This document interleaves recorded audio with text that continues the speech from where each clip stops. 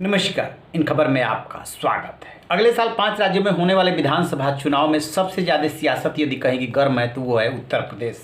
चाहे कांग्रेस नेता सलमान खुर्शीद की किताब में जो हिंदुत्व की तुलना आईएसआईएस और बोको हराम से की गई है उसको लेकर के हो, या बीजेपी और सपा में जो टग ऑफ वार चल रहा है, जिन्ना का मसला हो, और दूसरे तरह के मुद्दे उठाए जा रहे हैं ताकि राजनीति गर्म रहे और वोट बैंक सत्ता रहे। इसी बीच कल प्रधानमंत्री नरेंद्र मोदी सुल्तानपुर में जो पूर्वांचल एक्सप्रेसवे है उस पे जो है लड़ाकू विमान उतरने वाले हैं और उसी बहाने पूरी तैयारी की गई है जमावड़े की। उसकी बात बाद में करेंगे, दूसरे वीडियो में करेंगे। अभी बात एक मुलाकात की।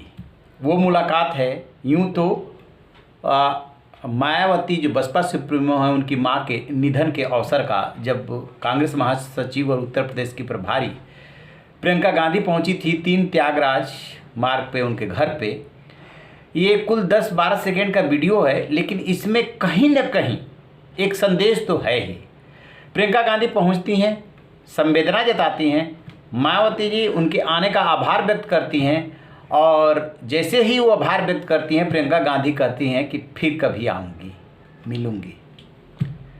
अब यदि मौके की नज़ाकत के हिसाब से बात करें तो मायावती जी के माँ का निधन हुआ है तो उसमें वो शोक संवेदना व्यक्त करने गई है, और निश्चित रूप से ये ऐसा अवसर है कि इसमें राजनीति नहीं होनी चाहिए और राजनीतिक बात भी नहीं होनी चाहिए।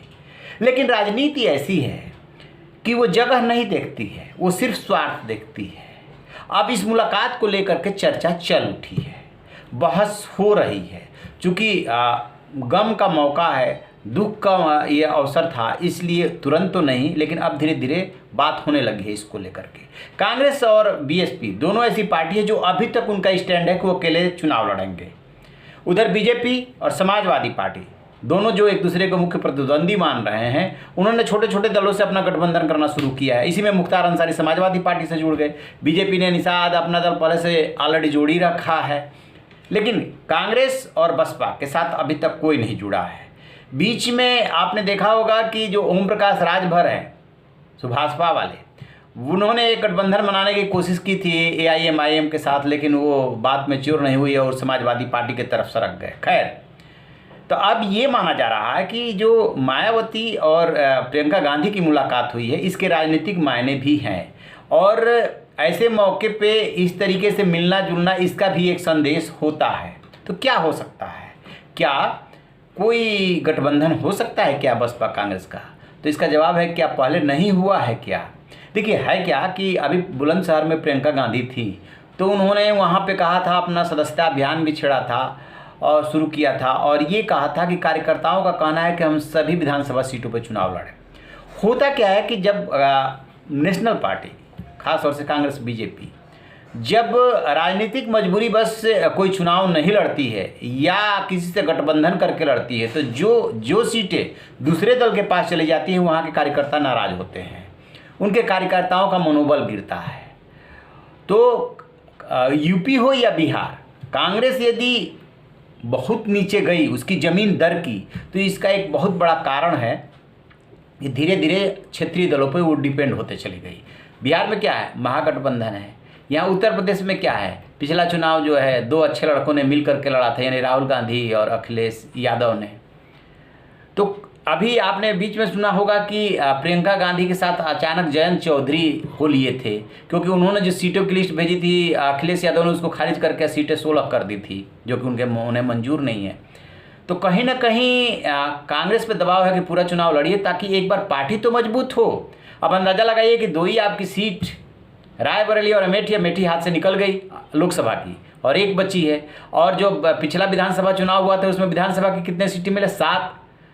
तो निश्चित रूप से प्रियंका गांधी को कंधों के ऊपर बहुत बड़ा भार है, और उत्तर प्रदेश में यदि पार्टी जब तक जीवित नहीं होगी तब तक दिल्ली की जो सत्ता है उससे दूर ही रहेगी, और यदि मिलेगी भी तो गठबंधन के भरोसे मिलेगी जिसमें कि आप बंधे हुए फील करेंगे।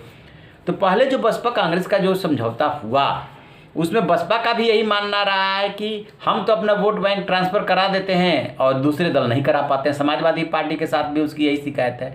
इसलिए चुनाव पहले हो सकता है कि ना हो, लेकिन चुनाव बाद हमेशा इन राजनीतिक दलों में गुंजाइश बनी रहेगी। लेकिन विश्लेषक एक बात और कह रहे हैं, यदि विपक्ष ने मिल करके बीजेपी के सामने चुनाव नहीं लड़ा, सेक्रीफाइस नहीं किया, तो बीजेपी को रोकना मुश्किल होगा। अभी एक चैनल ने ओपिनियन पोल लिया है, सर्वे किया है, उसमें क्या है, उसमें बीजेपी को वो 230-35 सीटें 40 तक दे रहे हैं, और जो समाजवादी पार्टी है उसको ले जा रहे हैं, वो 150 के पार ले जा रहे हैं।